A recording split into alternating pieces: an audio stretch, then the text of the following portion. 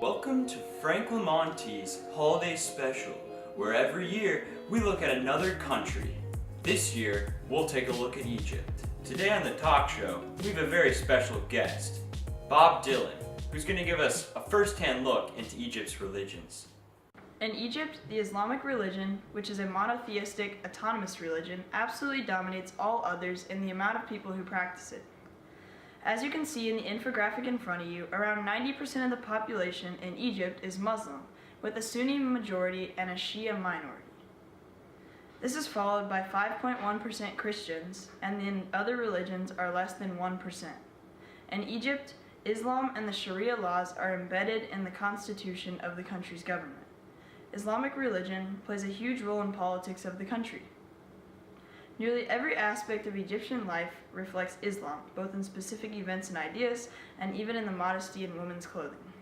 Shah Allah, which is maybe the most common phrase used in the country, means God willing. This can be used after any simple question to suggest some uncertainty in the future. Many in the country say this every day without even realizing its origin, when in reality, it comes straight from Islamic beliefs. Islam in Egypt originated from the Muslim conquest of the Arabs by the military governor of Palestine. This caused the indigenous Coptic population of Egypt to undergo a large-scale gradual conversion from Christianity to Islam. Today, Christianity doesn't play such a large role in Egyptian life and remains the minority religion of the country by a long shot. The next guest we'll hear from today is an expert on the various ethnic groups of Egypt. Hey Karolos, can you tell us a little bit about the ethnic groups of Egypt? It's an honor being on your holiday special. Anyways, the ethnicity in Egypt is quite simple. As you can see in the pie graph on your handout, 98% of the people in Egypt are Egyptian. What a surprise. The other 2% are made up of Europeans, Nubians, Bedouins, Berbers, and Bajans. Currently, Egypt is not split into countries or states based on ethnicity, and race does not play a major role in Egypt, but every once in a while there is ethnic conflict. For example, on April 7th in 2014, when 25 people were killed and 56 were injured in Aswan, Egypt. This was between the Nubians and the Egyptians. This conflict was over a span of 4 days and included a lot of shootings and stabbings. Thanks, Kairolos. And now to Ben to talk about the indigenous people and languages of Egypt.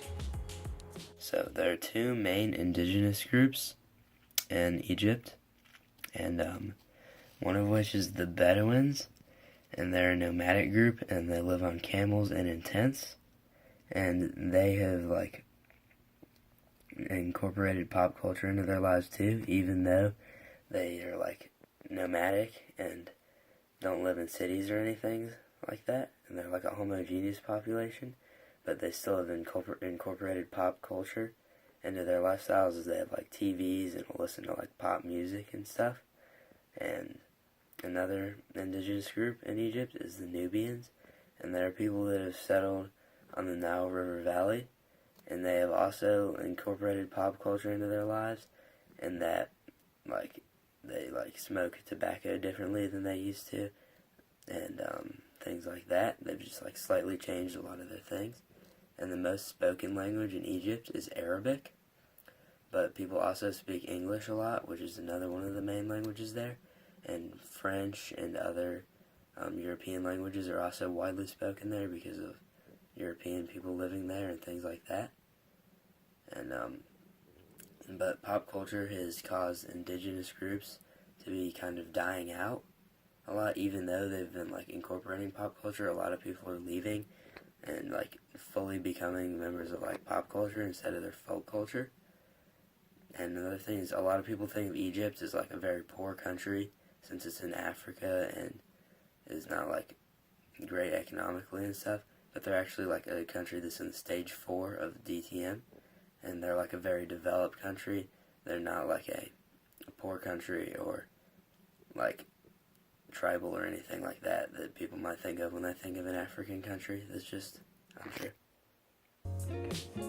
Thank you, Ben. And now to Josh to talk about gender roles in Egypt. Egypt is a country that is poorly ranked when it comes to women's rights and overall gender equality. In terms of quantity, there are 102.24 males for every 100 females. Only about a fifth of women over the age of 15 and under 64 participate in the workforce.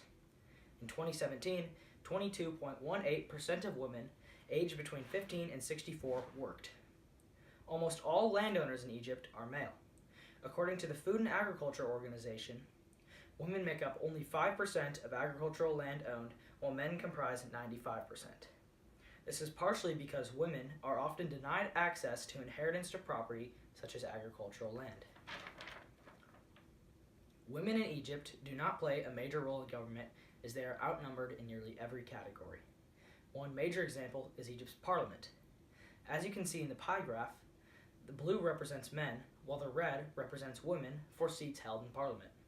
Parliament in Egypt is comprised of 596 seats, and women make up only 14.9% of those positions, while men make up 85.1%.